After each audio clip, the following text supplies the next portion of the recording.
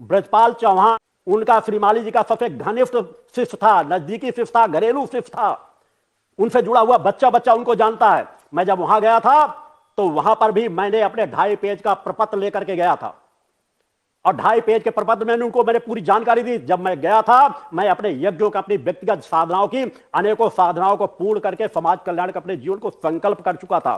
मुझे किसी साधनाओं की जरूरत नहीं थी।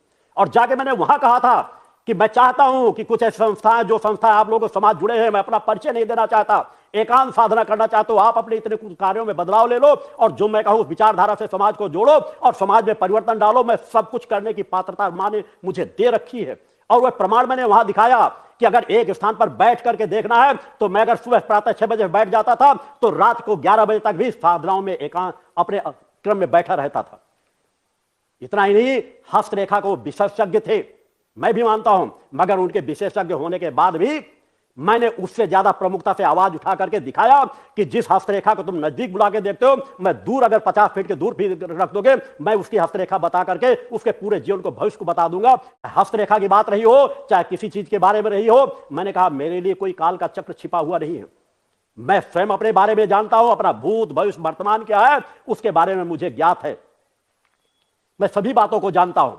उन चीजों के बारे में भी मैंने वहां जाकर के नहीं, मैंने 3 साल का समय दिया है, अलग अलग संस्थाओं में जाकर के उनको बता करके, चाहे गायत्री संस्थान हो, चाहे और संस्थान हो, चाहे प्रमुख लोगों के हो, जहां जहां मुझे लगा कि इन लोगों से समाज जुड़ा है तो शायद अगर ये सही रास्ता दे दे, बता दे, तो मुझे अपना परिचय समाज में न देना पड़े, मैं एकांत साधनाओं में रह करके कार्य कर सकूं।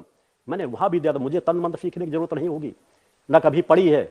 मैं वह यात्रा मेरे बचपन से लेकर के साधनाएं कब से प्रारंभ हुई थी, उन चीजों की जानकारी ले लेना, उन स्थानों की जानकारी ले लेना। मैं कभी हिमालय पर्वतों की बात नहीं करता, जहां पर साधनाएं की है आज उनके प्रमाण हैं, आज वहां लोग हैं। मैं अपनी पूर्ण साधनाओं को संपन्न करने के बाद, पूर्णता के बाद, लेख है, प्रमाणित है, पत्र पत्रिकाओं में भी है कि मैं कब गया था, किस चीज के लिए गया था, किन किन संस्थाओं में गया था। उन मुखर होकर के उनको आवाज उठाई। उनकी भी श्रीमाली जी की मृत्यु कब, कहां, कब होनी है इसके बारे में ज्ञात कराया था, जिससे वो कहीं ना कहीं विचलित हुए थे और उन्होंने विरोध भी किया था, क्योंकि उनको लगता था ऐसा होगा ही नहीं। चित्रकूट में भी जाकर के जानकारी ले लेना, एक नहीं दर्जनों शिष्य मेरे दीक्षा प्राप्त शिष्य वर्तमान में। उनका जब यज्ञ वहां हो रहा था श्रीमाली जी का, यज्ञ की पहली आहुति पड़ी थी, मैं यज्ञ करता हूं, अग्नि क्या कह रही है, आहुति क्या कह रही है, इसका ज्ञान मुझे होता है। पहली आहुति पढ़ते ही मैंने कहा था इस पंडाल में आग लगेगी। उन्होंने मेरी तरफ पलट करके देखा तो मैंने कहा हां इस पंडाल में आग लगेगी। तीसरी बार भी कहा, अनसुना किया गया।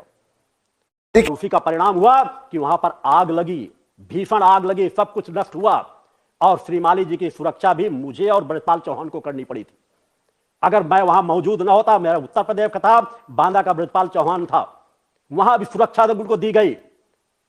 और उसके बाद मैंने कहा कि अगर आप अब भी नहीं रास्ता पकड़ सके तो फिर निश्चित मैं अपना रास्ता अपने तरीके से पकड़ रहा हूं। और वहां से आकर के ब्रजपाल चौहान जैसे लोग पिछले 30 वर्षों से यहां मेरे कार्यों में सेवारत हैं, जीवनदानी शिष्य के रूप में। सब चीजों को, सत्ताओं को देख करके अगर मैं सत्ता के प्रमाण में बैठ जाऊंगा तो एक नहीं सैकड़ों ऐसे प्रमाण हैं कि जिनको अगर तुम देख द्वारा सिर्फ इतना बताया, मैं कभी साधनाओं को दुरुपयोग नहीं करता। अपने जीवन के लिए हो या अपने परिवार के लिए हो, मेरी साधना समाज कल्याण को समर्पित है। जितना जिसकी मदद कर सकता हूं उसको स्पष्ट बताता हूं।